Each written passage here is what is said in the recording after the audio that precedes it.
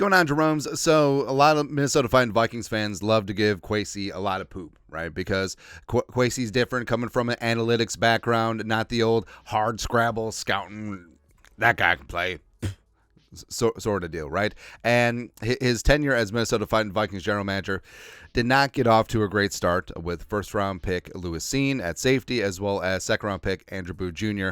Now, what's complicated by both is that, yes, Kwesi made a draft day trade with the Detroit Lions, and also, did you know that the Vikings going to add Kyle Hamilton?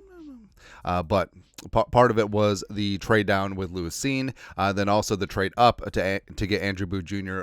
With the Colts at number 42. So it's been kind of dicey, right? So you want to get out to a fast start, and your first two high draft picks, just have not quite panned out. And Andrew Kramer over at the Star Tribune, talking on their Access Vikings podcast, props to Purple Persuasion put this together.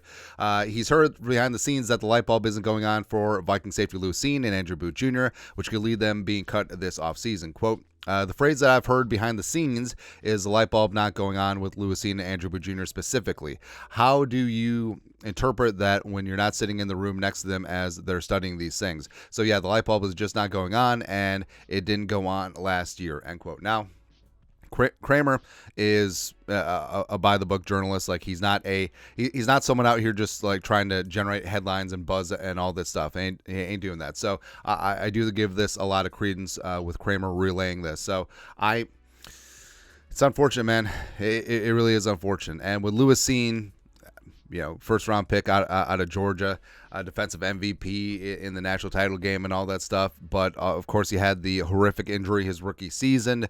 He dealt with injuries in training camp throughout. That's why he was relegated to special teams duties to begin with, and it just hasn't clicked, right? So 10 games, 10 defensive snaps, 1 defensive snap a game, beep, bop, bop, bop, boop, 118 special team snaps and 1 tackle, and it's just not great. And also, you look at the Vikings' defensive depth chart. I mean, Theo Jackson was getting defensive run before Lewis Cine. Carry on my Jayward son has been active. Like, Lewis Cine was a healthy scratch throughout several games last year. And the thing that I love and respect about Flores is that it doesn't matter how much money you're making. It doesn't matter where you're drafted. It's how you're playing.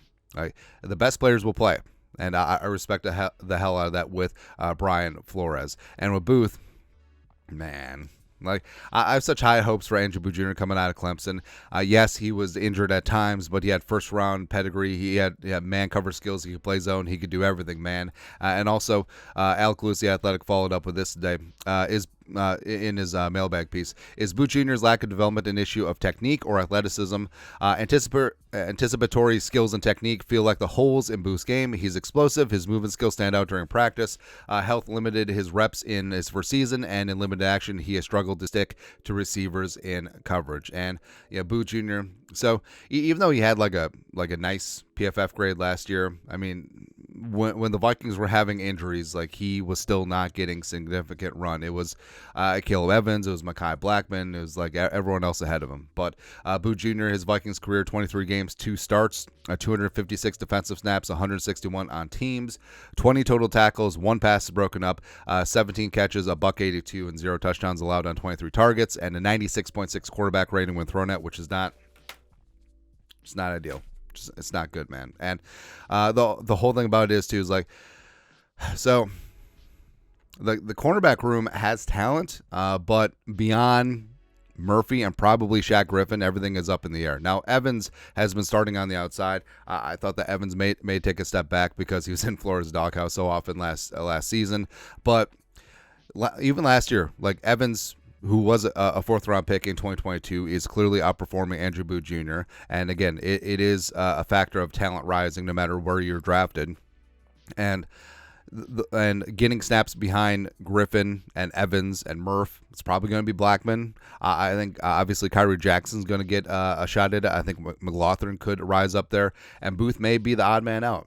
And I do think that Booth and Cine would have some trade value. It won't be a lot, but I think of course, other GMs are just like Kwesi, and other coaches are just like Kevin O'Connell and Flores. Mama, I can change him, and maybe looking like a late round pick swap. It's possible, but I mean, just looking at this, like, if you're going to keep them on the 53, like who do you cut? Like, do you cut Kyrie Jackson? No. Do you cut Theo Jackson or Jay Ward? No, it's unlikely. So I think it is a spot where Cine and Booth are behind the 8 ball. And again, I know that a lot of Vikings fans want to give Kwesi poop, but do you give him poop because he made the first 2 picks, or do you give him more poop because he compounds the error by hanging on to them for too long? Like, if it's not going to work out, it's not going to work out. So it's better to move on now rather than later. You eat the sunk cost with the guaranteed money, and then you just go from there.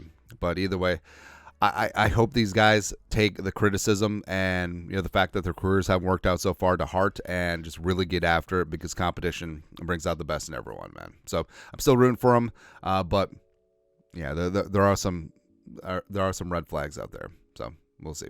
Anyways, your thoughts are thoughts. Cine and Booth, reportedly light bulbs not going on. Let us know your thoughts and our thoughts in the comment section below. Subscribe for daily Vikings takes. Want to support the work? Put a little something in the Venmo. But till next time, Skol, production value.